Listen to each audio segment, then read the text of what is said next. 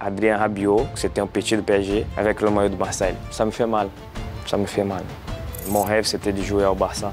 Je pense que c'est la première fois que je parle de ça. On est arrivé pour jouer la Ligue des Champions sans Cavani. Avec Cavani, on pouvait sûr d'être champion.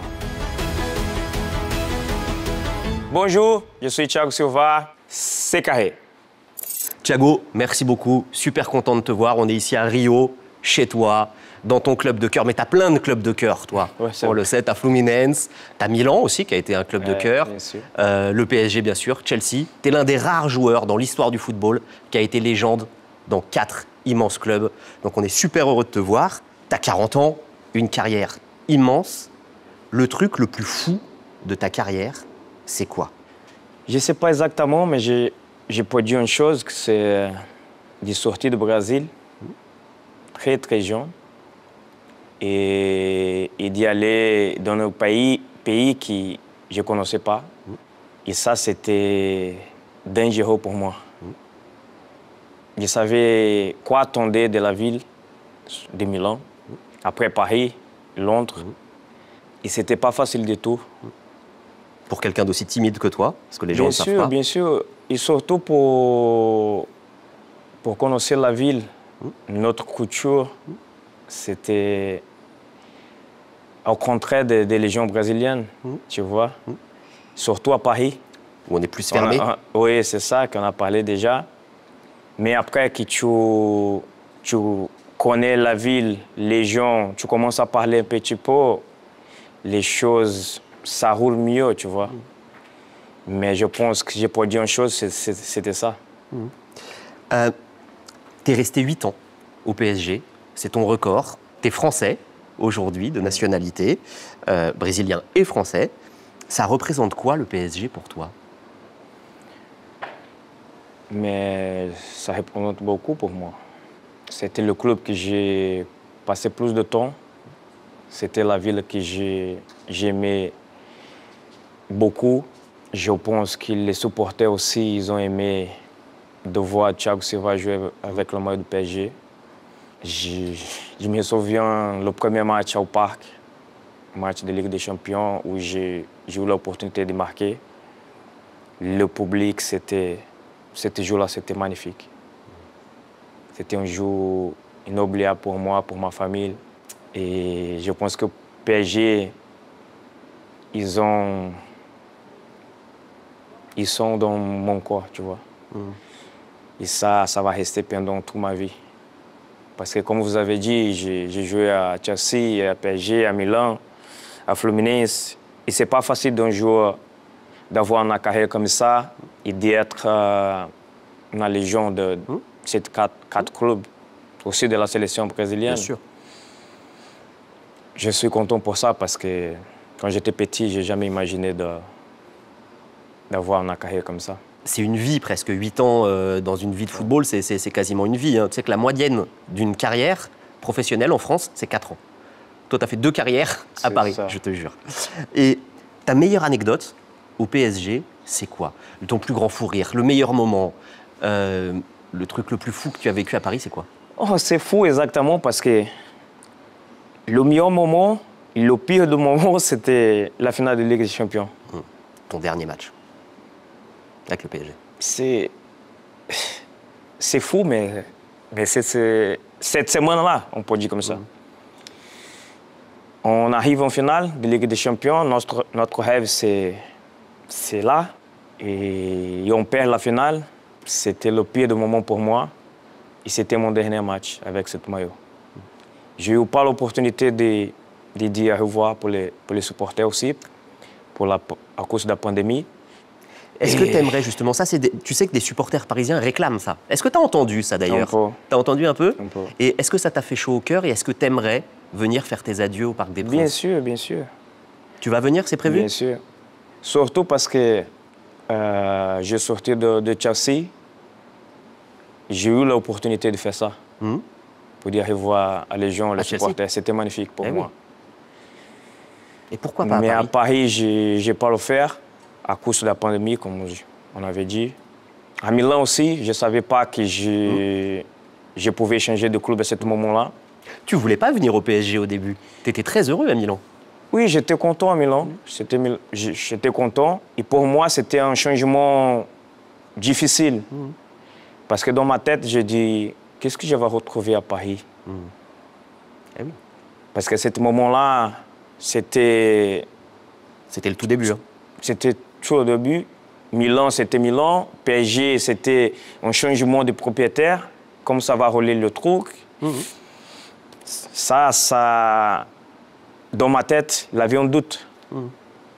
Mais... Tu sais, je repense aux au revoir parce que tu es une légende du PSG. Il y a d'autres légendes du PSG qui n'ont pas réussi à dire au revoir. Ça ne s'est pas fait, en tout cas. Cavani, même Neymar, Messi. Enfin, tu vois, il y a eu différents grands joueurs du PSG qui ne l'ont pas fait. Le PSG a du mal à dire au revoir à ces légendes, quoi. Ça t'étonne? Non, je pense pas. Je pense pas parce qu'on a fait avec David Beckham, on a fait avec Zlatan, Thiago Motta, Maxwell, on a fait. Pastore. Pastore aussi. Je pense que c'était peut-être pas un bon jour. Pour moi, c'était à cause de la pandémie. Parce qu'on a fait... Ça fait des années que la pandémie s'est finie, Thiago. Oui, mais là, c'était 30% de la capacité du parc. C'était mon dernier match au parc, c'était un match amical. Et après, on a parti à Lisbonne pour jouer à la fin de Ligue des Champions. Oui, mais depuis, tu aurais pu revenir. C'était il y a 5 ans, ça. Oui, mais je pense qu'il n'y a eu pas de temps. Parce que la... En tout cas, toi, tu es d'accord, quoi. Oui, bien sûr, bien sûr. Mais c'était à cause de la Premier League. Ça n'aide pas. C'est vrai. On ne peut pas aller à Paris de faire un revoir comme ça. C'était difficile parce que le championnat, c'était compliqué. C'est pour ça, à cause de ça. Mais je suis ouvert pour le club. On parle souvent avec les gens là-bas, avec le président Nasser. Je suis content de voir un peu l'Internet les gens qui demandent ça. Ça me fait plaisir. Je sais que tu es toujours supporter du PSG, évidemment. Tu penses quoi de ce nouveau PSG qui fait une saison incroyable? Tu penses quoi de ce nouveau PSG qui a beaucoup changé, où la stratégie est plus des plus jeunes, que les gens deviennent des stars à Paris plutôt que prendre des stars d'ailleurs? Est-ce que tu aimes cette stratégie? Est-ce que tu aimes cet effectif? Est-ce que tu aimes cette équipe? Bien sûr. Comme on joue, ça me fait plaisir de voir le match, tu vois. Tous les matchs, j'essaie de garder parce que c'est magnifique tout ce qu'il fait jusqu'à là. Mais je pense que toutes les légendes qui sont venues à Paris au début, c'était important pour l'image du club aujourd'hui. Et puis pour ça, on ne peut pas oublier tout ce que les gens ils ont fait. C'est vrai qu'après, tu dois mettre l'équipe en bon chemin parce que l'image, c'est déjà bien. Ils ont changé un peu cette mentalité de construire les joueurs, de faire progresser sur cette équipe, de reconnaître l'histoire du club, de les supporter. Et je pense qu'à ce moment, ça marche très bien. Je suis très content de voir l'équipe comme ils jouent. Parce que collectivement, ils sont très, très forts. Parce que tu vois l'équipe, tu ne vois pas justement... De points faibles? Non, tu ne regardes pas seulement un joueur qui fait la différence. C'est vrai. Bien sûr qu'il y a Dembélé, mais à part Dembélé, il y a derrière l'équipe qui est très costaud, un grand gardien, des latéraux qui vont comme un fou vers l'avant, les autres qui jouent les alliés. C'est complètement une équipe. Maintenant, tu vois vraiment une équipe, pas justement un joueur, 2 joueurs. Et ça me fait plaisir parce que c'est pas facile de construire une équipe. C'est pas facile du tout. Et je pense qu'à ce moment, ils sont dans le bon chemin. Et je sais que toi, tu veux devenir coach. Après, ça ne m'étonne pas une seconde parce que tu es un passionné de football. Tu penses quoi du travail de Luis Enrique? Parce qu'il imprime une marque forte. Hein. J'aime Luis Enrique parce qu'il a fait que j'ai passé mon pire moment sur le match. C'était la remontada. Et après gagner 4-0 chez nous et après perdre un match comme ça, c'était choquant pour moi. C'était difficile. Pas seulement pour le match, mais pendant tout ce qu'on a passé pendant la semaine après. La faute, peut-être Thiago Silva, peut-être c'est pas un bon capitaine. Tu sais, la média, elle parle comme ça. C'était dur, très dur pour moi. Mais en même temps, en tant de joueur, on regarde comment on a perdu, pourquoi on a perdu. Et si tu regardes l'autre équipe, comme ils ont joué, comme Neymar il a joué, Neymar il a pris cette équipe-là en main à ce match-là. Et je pense qu'à cause d'un bon coach, Luis Enrique, et après ça, j'ai commencé à faire attention à lui. Après la sélection espagnole, même s'ils n'ont pas gagné le mondial, comme ils jouent, ça m'apprécie beaucoup. Et maintenant, à mon équipe de Corse, il fait des grandes choses. C'est pour ça que ça me donne l'impression que c'est le chemin que je dois suivre, tu vois. Et ça peut être un exemple pour toi? Bien sûr. Comme il joue, ça... Pour moi, c'est ça que je vois le foot. Je sais qu'il y a d'autres manières de gagner des titres, de jouer, mais pour moi, c'est comme ça. De ton époque, il reste que Marquinhos, je crois. Et Paris réfléchit à tourner la page, Marquinhos, à faire partir Marquinhos cet été. Qu'est-ce que tu en penses? Est-ce que tu es au courant? Il en est question. Il n'y a rien qui est officiel, il n'y a rien qui est décidé, etc. Mais c'est une réflexion. Ah, mais cette chose, ça sort beaucoup sur le monde. Pas seulement avec le Paris, seulement avec Marquinhos. Mais je pense qu'on a un grand leader de cette équipe, c'est Marquinhos. Et si les gens regardent un peu tout ce que j'ai passé là-bas sur ma dernière saison, c'était difficile. Après, ils ont essayé de retrouver un autre avec la même âge que moi. Ça me donnait l'impression qu'ils ont fait une erreur, à mon avis. Mais le problème, ce n'était pas le club du tout. C'était une personne. Qui ça, Qui s'est fou. Leonardo. Qui s'est fou parce que c'était lui. Qui te fait venir? Qui me fait venir à Milan. Oui. Qui t'installe en défenseur central. Venir à Paris. Et après, de prendre une décision comme ça. Parce que la décision, ce n'était pas après la Ligue des Champions. C'était 3 mois avant. Et tu as été très classe d'ailleurs, parce que tu es en fin de contrat le 30 juin et tu as prolongé 2 mois pour jouer le Final 8. Ce que Cavani n'a pas fait, par exemple, à ce moment-là. Toi, tu as prolongé tes 2 mois. Tu as pris le risque de te blesser et d'avoir un problème de contrat après. Bien sûr. C'est bizarre parce que 3 mois avant, tu dis... C'est la même chose qui passe avec Marquinhos, je pense. Pas avec le club, mais avec les gens qui sont dans la presse, tout ça. Thiago, tu ne fais plus la partie de l'équipe pour l'année prochaine. Tu veux rester... Je pense que c'est la première fois que je parle ça. Tu veux rester 2 mois encore pour jouer la Ligue des Champions. Parce que, par exemple, Cavani ne va pas prolonger. Et toi, je dis non, oui, je suis là. Je suis le capitaine de l'équipe et je vais continuer jusqu'à la fin. C'est ces 2 mois qui vous me donnent 3 mois, je suis là. Jusqu'au dernier jour. Parce que j'ai eu l'impression que cette équipe-là, avec Cavani, on pouvait sûr d'être champion. Parce qu'à la fin de cette saison, on a joué la finale au Stade de France. Vous vous souvenez de ça, non? Kylian s'est blessé. On est arrivé pour jouer la Ligue des Champions sans Cavani. Et c'était difficile de jouer sans Cavani. Parce que c'était le matador pour nous. Marquer presque tous les matchs. Très professionnel avec l'équipe. Donner tous pour l'équipe. Et je pense que c'était difficile d'y aller à Lisbonne sans notre matador. Et je pense qu'on doit réfléchir mieux avant de prendre la décision.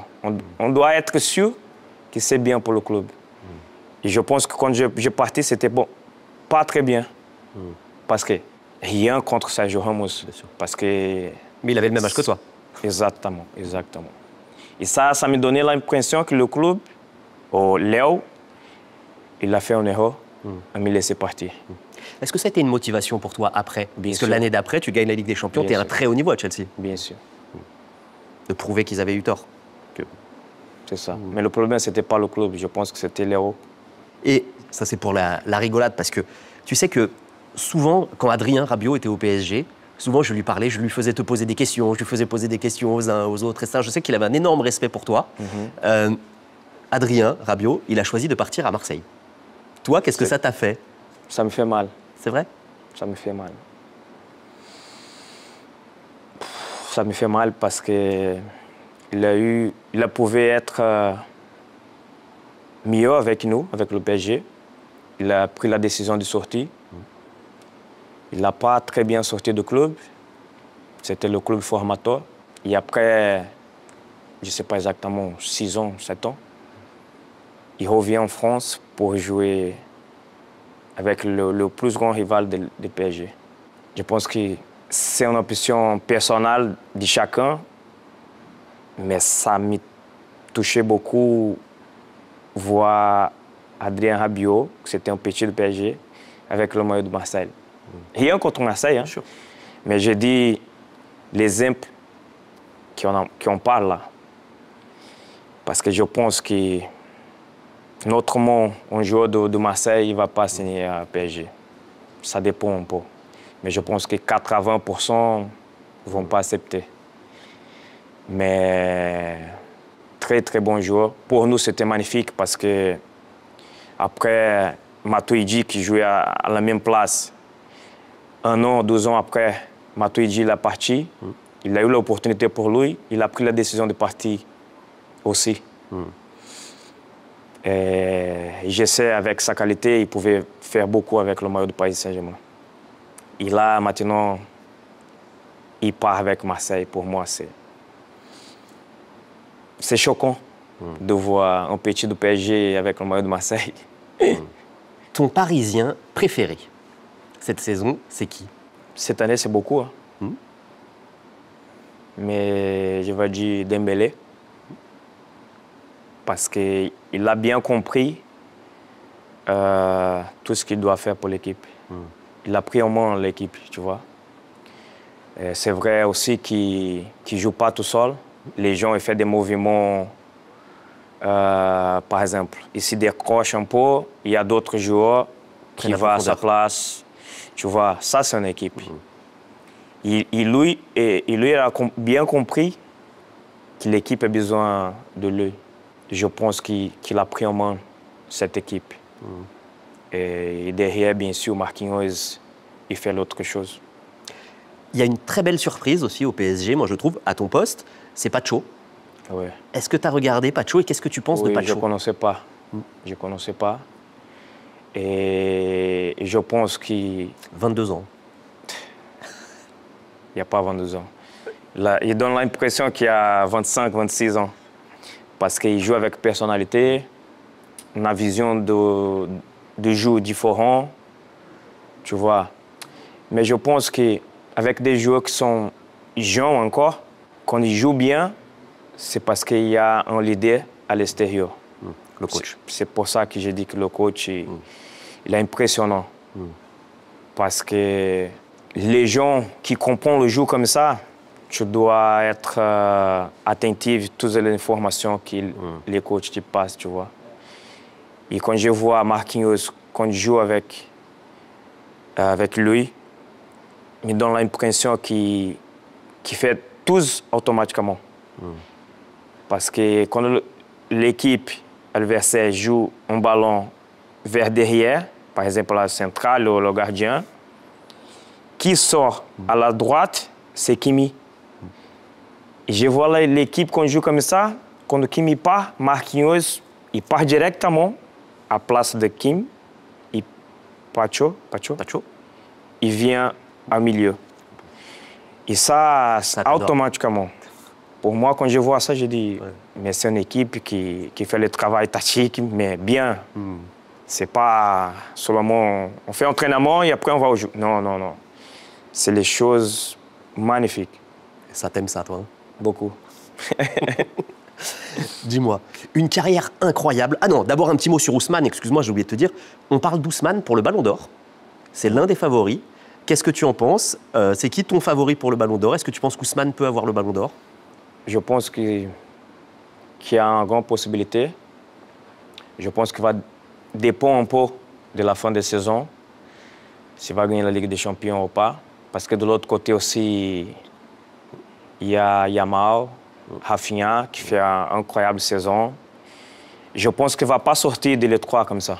Les trois, ils vont jusqu'à la fin. Peut-être premier, deuxième et troisième. Mais ça va dépendre qui va gagner la Ligue des Champions. Parce que quand tu gagnes, les yeux sont juste sur toi. 40 ans, une carrière incroyable, tu as une vie incroyable. Il y a des clubs, on en parlait tout à l'heure, où on se disait, tiens, c'est incroyable qu'il y a des clubs qui n'ont pas voulu de toi quand tu étais jeune, qui doivent maintenant s'en vouloir beaucoup. On parlait de Vasco, on parlait de Botafogo, etc. Dis-moi, les clubs où tu aurais pu signer, et ça ne s'est pas fait. Je sais que le Barça, tu aurais pu aller à un moment. Les plus grands clubs où tu aurais pu aller, c'est quoi? Je pense que j'étais en train de signer mon contrat avec le PSG et le Barça, ils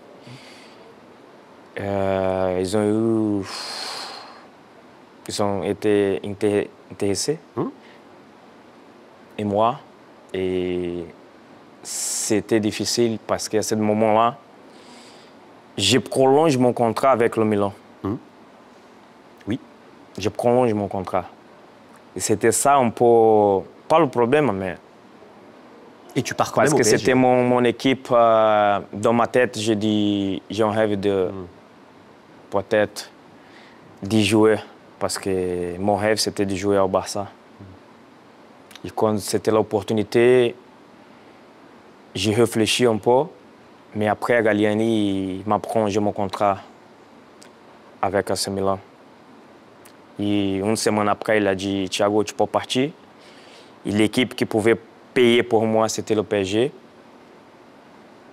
Et Galliani il m'a dit, je n'ai pas possibilité de payer juste.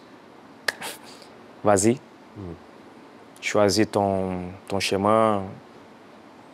Et le Barça, à ce moment-là, il a sorti de la négociation. Pas assez d'argent. Oui. Et Leonardo, il m'a fait ma tête pour aller au PSG. Parce que comme on avait dit avant, c'était un doute pour moi. Je pense que pour tout le monde. Il m'a parlé très bien de l'équipe, de le projet, tout ce qui pouvait se passer. Et j'ai pris ma décision d'aller à Paris. J'étais très content d'aller là-bas aussi.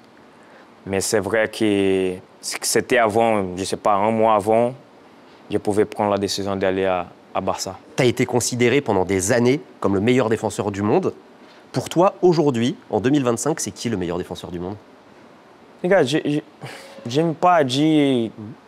Ou ton préféré? Non, je vais dire par rapport à les conditions, à la technique, j'aime beaucoup pour être un leader de l'équipe. Je pense que Marquinhos, je suis très très fan de lui. Van Dijk, je pense que Magalhães à Arsenal, avant de se blesser, il était très très bien aussi. Gabriel. Les deux défenseurs de Barça, les gens là, j'ai oublié le nom. Koubarsi. Pas au Koubarsi. C'est très bien.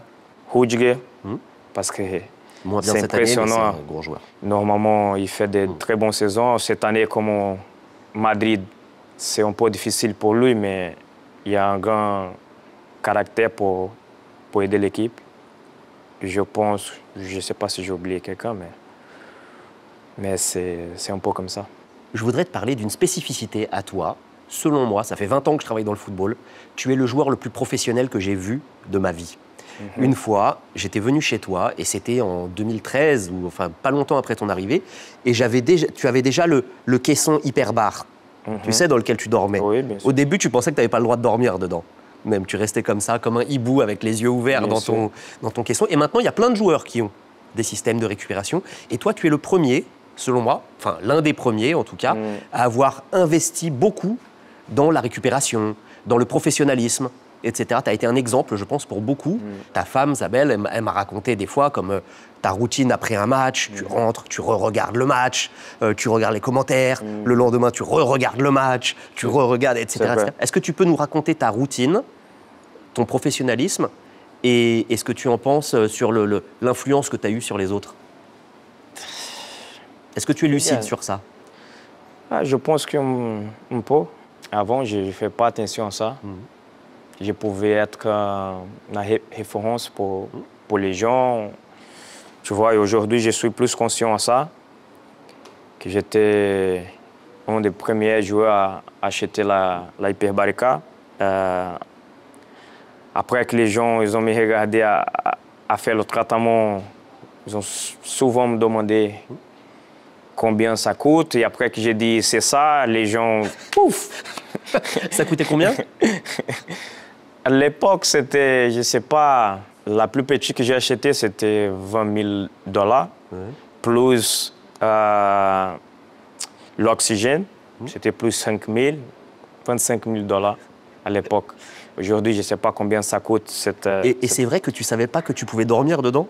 Non, je ne savais pas. Au début, j'ai juste rentré, ils m'ont vu comme ça parce que c'était tout fermé. J'ai dit, c'est quoi ça?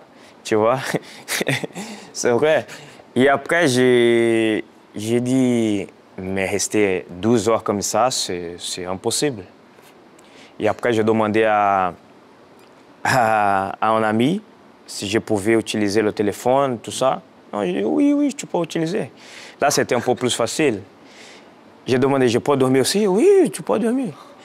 Mais le premier mois, c'était difficile pour moi d'être tranquille parce que c'était petit la caméra, tu vois. Après, c'était, je ne sais pas, 12 ans après, j'ai acheté un plus grand. Okay. J'ai acheté, c'était incroyable. Parce qu'aujourd'hui, les gens, ils disent, mais c'est trop cher. Mais oui, c'est cher. Oui. Mais tu peux prolonger sa carrière. À 40 ans, tu joues encore. Tu vois. Mais les gens, ils pensent toujours comme ça. Mais l'argent, ils achètent des voitures, je ne sais pas, Louis Vuitton. Mais ils n'essayent pas de faire les choses pour le futur, tu vois. Aujourd'hui, tu vois, avec 40 ans, je joue encore. Peut-être que si je n'ai pas des choses comme ça de récupération, j'ai fini ma carrière à 35. Tu vois, c'est comme ça. Il y a des fans. Non, les gens sont fous ici. Tu m'as dit, là, le meilleur jour et le jour difficile aussi, c'est la finale de la Champions. Mais tu as connu plein de moments difficiles aussi dans ta carrière. Le plus dur pour toi, ça a été quoi? La tuberculose à Moscou, où tu as presque cru que ta carrière était finie, tu as presque cru mourir. Hein, tu es resté 6 mois dans un hôpital à Moscou, dans ta chambre d'hôpital. Ça a été quoi? C'est la Coupe du Monde à domicile, où même si tu ne joues pas contre l'Allemagne, on s'en souvient que tu ne joues pas en demi-finale, tu es suspendu. Mais tu prends un carton très très bête en quart de finale. Je t'aime beaucoup, mais tu prends un carton très bête en quart de finale. Mais après cette action-là, je vois beaucoup de matchs avec les mêmes actions et les gens ne prennent pas un carton. Oui, écoute. Ou la remontada avec le PSG. Ça a été quoi le pire moment de ta vie? Les meilleurs moments, on connaît, on en a beaucoup parlé. Les trois, ils sont... C'est dur, hein? Non, on va faire pour élimination. Je pense que le mondial chez nous, c'était difficile, mais ce n'était pas un des plus difficiles. Parce que comme je n'ai pas l'opportunité de jouer ce match-là, c'était un peu plus tranquille pour moi en temps de voir la situation. Tu avais été critiqué, on avait dit il ne prend pas le penalty, c'est pas le capitaine, blablabla. Ça, pour moi, ça me fait mal à l'époque, mais ça va. Ce sont des choses qu'on ne doit pas penser parce que les gens ils ont été bêtes. Je sentis plus au Qatar, par exemple, qu'au Brésil, parce qu'au Qatar, l'équipe était prête pour gagner. Quand tu crées un peu la situation, l'ambiance pour gagner, tu n'imagines pas autre chose. Au Brésil, l'équipe, c'était jeune, c'est une équipe encore en formation. Tu acceptes plus tout ce qui s'est passé, tu vois. Mais au Qatar, c'était difficile pour moi. Mais bon, la tuberculose, la finale. Je pense que le pire des moments, c'était la tuberculose. Parce que, comme j'ai dit souvent, le foot, tu gagnes, tu perds. Fait partie du foot. Mais quand tu gagnes contre une maladie qui elle était presque à éliminer contre ta vie, pas seulement avec le foot, mais elle était presque à mourir à ce moment, c'était le pire des moments pour moi. Parce que j'ai gagné déjà 7-0, 9-0. J'ai perdu 6 ans. Mais c'est le foot. C'est notre métier, tu vois. Bien sûr qu'on veut gagner toujours, mais le foot, c'est comme ça. Mais quand tu gagnes d'une maladie qui était presque éliminée, si on peut dire comme ça c'est le plus grand trophée que j'ai gagné dans ma vie. Merci beaucoup, mon ami. De rien. Merci. Un grand plaisir. Allez, les gars, je suis très fier de vous, tout ce que vous faites pendant cette saison. Courage, que l'opportunité elle est là. Il faut juste les chercher, OK? Bon courage et bon match. Bisous.